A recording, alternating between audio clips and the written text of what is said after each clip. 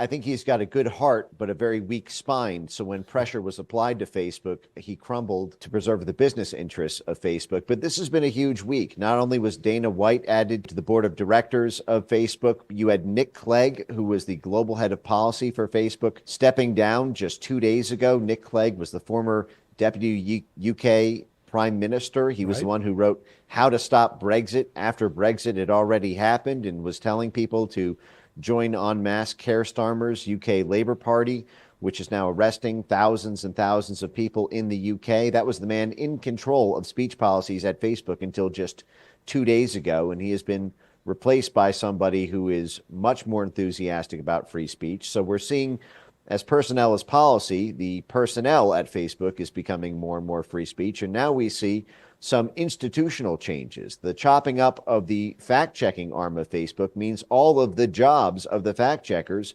are going in the waste paper bin, which means the market cap size of the censorship industry is going to be decimated. Because remember, Meta is not just Facebook. It's Facebook, it's Instagram, it's WhatsApp, it's Threads. It is a platform empire, and these changes are system-wide. Then you have the removal of restrictions. I'm talking about immigration and gender issues, which are major cultural vectors.